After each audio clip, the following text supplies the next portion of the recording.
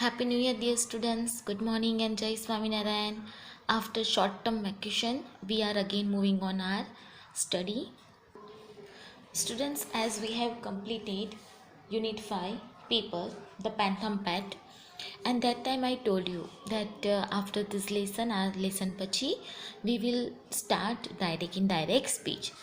So today we are going to discuss about direct indirect speech, which you are learning from your standard 8, 9 and 10th.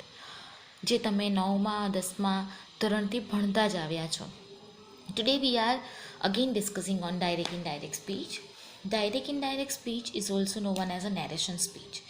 એને narration speech તરીકે પણ ઓળખવામાં આવે છે as well as reported speech તરીકે પણ ઓળખવામાં આવે છે.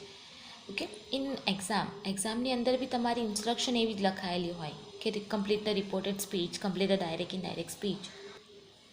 And students, in reported speech, in direct indirect speech, two people are very important. બે લોકોનું ઘણું મહત્ત્વ હોય છે. જેવી રીતે આપણે જનરલી ઇંગ્લિશમાં આપણે જોઈએ છીએ કે ભાઈ સબ્જેક્ટ, ઓબ્જેક્ટ, વર્બ, એડજેક્ટિવ વગેરે વસ્તુઓને ધ્યાનમાં રાખીએ છીએ. તો ડાયરેક્ટ ઇનડાયરેક્ટ સ્પીચની અંદર સૌથી વધારે અગત્ય છે speaker and listener. Speaker and listener is having equally important role in direct indirect speech. એને જ ધ્યાનમાં રાખીને આપણે બધા ચેન્જીસ કરવાના થાય છે. હવે જોઈએ તો ઓનલી સ્પીકર હોય, વાક્યની અંદર માત્ર અને માત્ર સ્પીકર જ અપાયેલો હોય તો ત્યાં ધેટ કન્જક્શન લગાવવાનું હોય છે. વાક્ય શરૂ કરી દેવું એટલે કે ધેટ કન્જક્શન લગાડીને ડાયરેક્ટ વાક્ય આપણે શરૂ કરવાનું થાય છે. બટ જો લિસનર એની સાથે અપાયો હોય વાક્યમાં તો ટોલ્ડ જેવા શબ્દો કે ઘણા બધા બીજા જે રિપોર્ટેડ વર્બ છે તેને મૂકવામાં આવે છે. જે સેન્ટેન્સની અંદર બે વિસર્ગ જેવું ચિહ્ન આવે છે એને આપણે રિપોર્ટેડ વર્બ કહીએ છીએ. Let's see the example.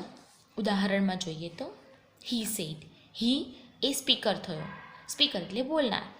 Sad comma into inverted comma I am coming.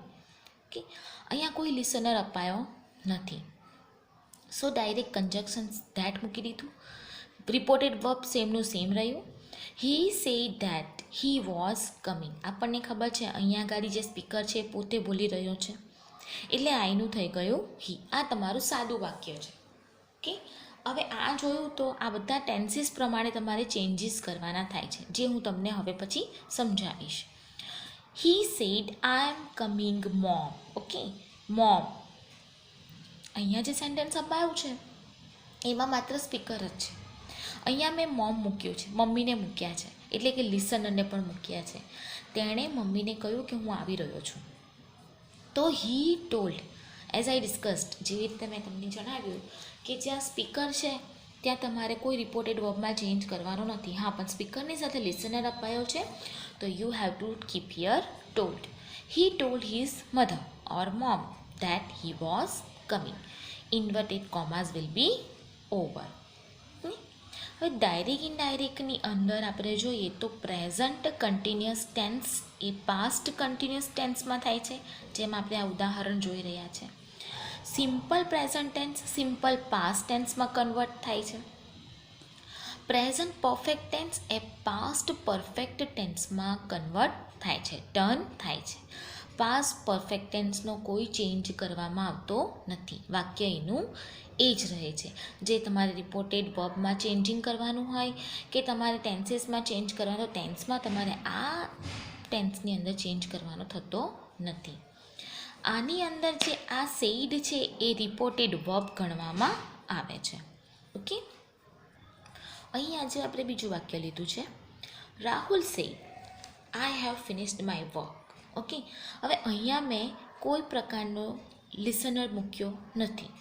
રાહુલે કીધું મેં મારું કામ પૂરું કરી દીધું છે. તો Rahul said that he had finished his work. Have plus finished એટલે કે આ તમારું પ્રેઝન્ટ પરફેક્ટ ટેન્સનું વાક્ય છે, એ આપણને ખબર છે કે દેટ વી ઓલ નો. હવે આને તમારે પાસ્ટ પરફેક્ટ ટેન્સમાં ચેન્જ કરવાનું થાય છે when U turn into reported speech.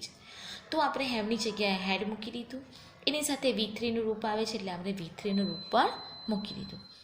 જો અહીંયા ગાડી મેં એમ લખ્યું હોય કે Rahul said I have finished my work teacher, Rahul said his teacher અથવા તો Rahul said I have finished my work teacher પછી પણ હોય તો અહીંયા લિસનર અપાયો હોય તો તમારે અહીંયા સેડની જગ્યાએ ટોલ્ડ કરવાનું અને ટીચર લખવાનું થાય અને પછી ધેટ કન્જક્શન મૂકીને આનું આ જ વાક્ય મૂકવાનું રહેશે. Rahul told his teacher that he had finished his work.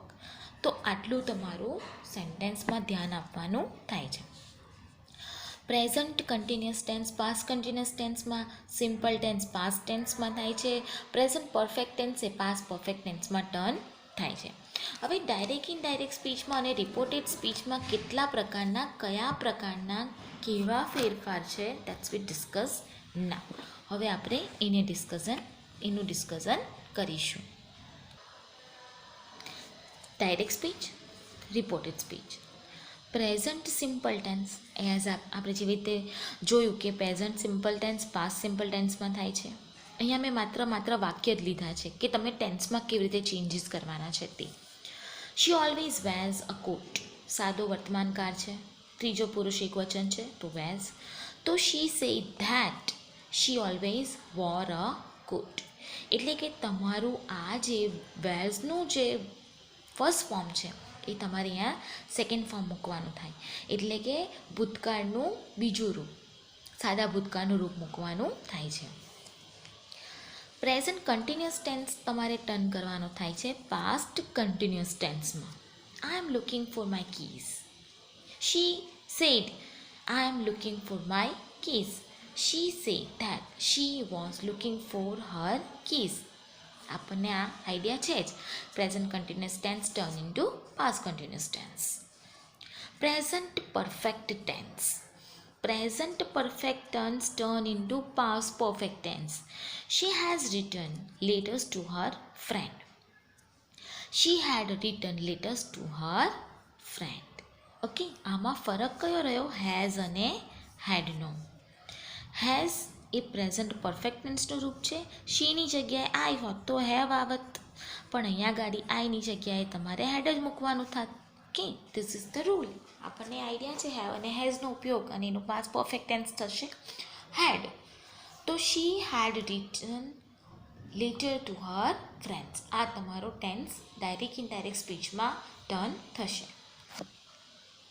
હવે પાસ્ટ સિમ્પલ ટેન્સનું વાક્ય હોય તો એ પાસ્ટ પરફેક્ટ ટેન્સમાં ટર્ન થશે.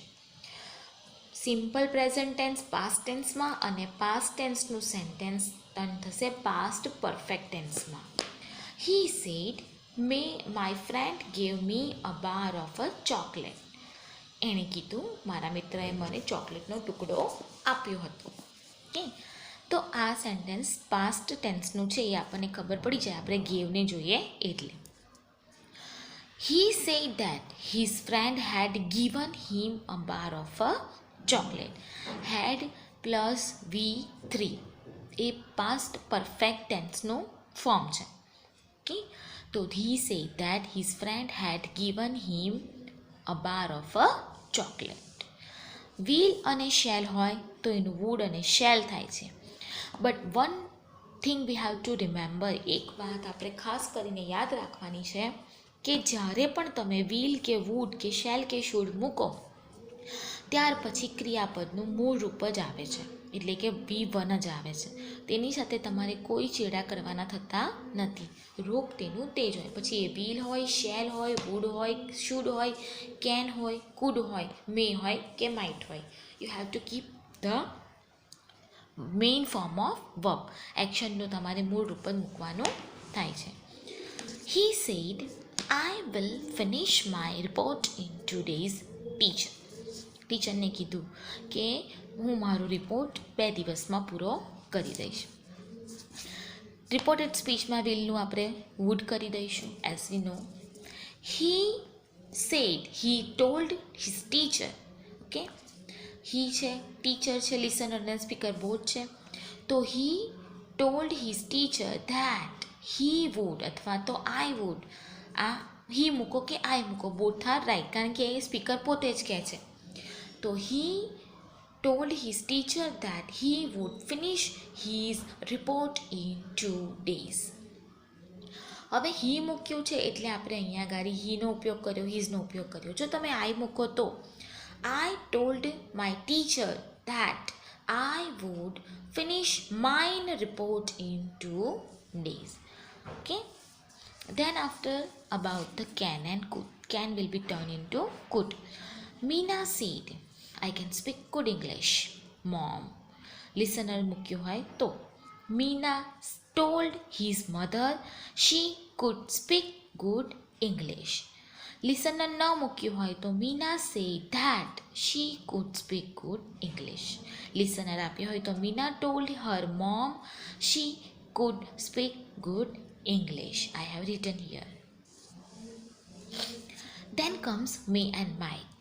Krunal said, I may invite them for dinner at my home. હું તેઓને ડિનર માટે બોલાવીશ મારા ઘરે. તો કૃણાલ કોઈ લિસનર મૂક્યો નથી, એમ જ કહે છે. Krunal said that he might invite. See here, મેં ક્રિયાપદનું મૂળ રૂપ જ મૂક્યું છે, might છે તેથી. તો Krunal said that he might invite them for dinner at his home. મસ્ટનું થશે had to. I must go to bank and get some money. મારે બેંકમાં જવું જ પડશે અને કેટલાક પૈસા લાવવા પડશે. ઓકે, તો શી મૂકો કે હી મૂકો. આઈ મૂક્યું છે એટલે આપણને આઈડિયા નથી, તો તમે શી મૂકી શકો છો. She said that she had to go to bank and get some money. had to આવી ગયું એટલે ક્રિયાપદના બધા રૂપ કેવા જશે? સેમ જ જશે. ઓકે, ટુની સાથે ક્રિયાપદનું મૂળ રૂપ જ આવે છે. તો she said that she had to go to bank and get some money. have to કે has to હોય તો એનું પણ had to જ બને છે. એમ આપણે જોઈ લીધું કે ભાઈ હેવ અને હેઝ હોય તો પાસ્ટ પરફેક્ટ ટેન્સમાં એને ટર્ન કરીએ છીએ આપણે પ્રેઝન્ટ પરફેક્ટ ટેન્સને. I have to complete to વાળું વાક્ય છે. સી એટલે અહીંયા આગળ આપણે ઈડી લગાડ્યું નથી, હેવ પછી ટુ છે. આઈ have to complete this assignment within 2 days. He said that he had to complete. અહીંયા ઈડી લગાડવાનું આવતું નથી કારણ કે આપણે ટુ લગાડ્યું છે. The assignment within 2 days. Didનું થશે done અથવા had. It is based on the sentence. She said I did my work. She said that she had done her work. Okay, એટલે આ did એ past tenseનું ફોર્મ છે એટલે તમે past perfect ટેન્સમાં તમે આને turn કર્યું એટલે had done. did past tense છે એટલે એનું તમારે અહીંયા પાસ્ટ પરફેક્ટ ટેન્સમાં ટર્ન કરવાનું થાય છે. અને ડુ અને ડઝ આપેલું હોય વાક્યમાં, જો વાક્ય પ્રશ્નાર્થ હોય તો તમારે ઇફ અથવા વેધર વડે જ વાક્યને જોડવાનું થાય છે. ત્યાં ધેટ કન્જક્શન લાગતું નથી. એટલે કે જો સિમ્પલ પ્રેઝન્ટ ટેન્સને સિમ્પલ પાસ્ટ ટેન્સ બનાવવાનું હોય તો ત્યારે ઇફ અથવા વેધરનો એટલે કે જે વાક્ય હોય ક્વેશ્ચન વાક્ય હોય ત્યારે તમે ડુ ડઝનો ઉપયોગ કરાયેલો હોય ઓક્સિલરીનો તો એને સિમ્પલ ટેન્સ બનાવીને આપણે સાદું વાક્ય બનાવીને ઇફ અથવા વેધર વડે જોડવાનું. હવે ડાયરેક્ટ ઇનડાયરેક્ટ સ્પીચના કેટલાક નિયમો છે જેમાં આપણે એસેટિવ અને ઇન્ટ્રોગેટિવ સેન્ટેન્સ જોઈએ તો એસેટિવ એટલે કે વિધાન વાક્ય, સાદું વાક્ય, અને ઇન્ટેરોગેટિવ એટલે પ્રશ્ન વાક્ય. તો એના કેટલાક નિયમો એવા છે તે પહેલાં આપણે જોઈ લઈએ કે રીડ પેરેગ્રાફ કેરફુલી. પરીક્ષામાં તમારો જે બી રિપોર્ટેડ સ્પીચનો પેરેગ્રાફ અપાયો હોય તેને સૌથી પ્રથમ તો એ શરત તમારી કે ધ્યાનથી એનું વાંચન કરીજો. પ્રકાર ઓળખવો એટલે આઈડેન્ટિફાઈ ધ ટાઈપ્સ. કયા પ્રકારનું વાક્ય છે, સાદું છે, પાસ્ટ પરફેક્ટ ટેન્સ છે, પ્રેઝન્ટ પરફેક્ટ ટેન્સ છે, સિમ્પલ ટેન્સ છે, કન્ટિન્યુઅસ છે, પાસ્ટ કન્ટિન્યુઅસ છે, કયા પ્રકારનું સેન્ટેન્સ છે, કયા પ્રકારનું પેરેગ્રાફનું વાક્ય છે. સંયોજક નક્કી કરવાનું. જેમ તમે રિપોર્ટે વર્બ મૂક્યું છે, સેડનું શું કરવાનું છે, લિસનર છે તો ટોલ્ડ મૂકવાનું છે, પ્રશ્ન વાક્ય છે તો આસ્ક મૂકવાનું છે. એ હું તમને બધું શીખવાડતી જઈશ, પણ આટલી વસ્તુ ધ્યાનમાં રાખવાની કે સંયોજક નક્કી કરવાનો, સર્વનામમાં ફેરફાર કરવાનો, પ્રોનાઉનમાં ફેરફાર કરવાનો. She told her mother that she was going. Okay, તો સર્વનામમાં તમારે ત્યાં ચેન્જીસ કરવાના થાય છે. કાળમાં ફેરફાર કરવો એટલે કે ટેન્સીસમાં ચેન્જીસ કરવા, જેમ મેં તમને બતાવ્યું કયા કયા ટેન્સને કયા કયા ફોર્મમાં તમારે ચેન્જ કરવાના થાય છે તે પ્રમાણે. ઓકે, તો આજના દિવસ માટે આટલું ઇનફ છે. તમે વિડીયોઝમાંથી તમારી નોટ્સની અંદર આ દરેક વસ્તુ લખતા જજો, પોઝ કરીને પ્રોપર તમારી નોટ્સમાં જે રીતે મેં લખ્યું છે એ જ રીતે તમારે પ્રિપેર કરવાની થાય છે notes. Okay, next video I will send you tomorrow. By.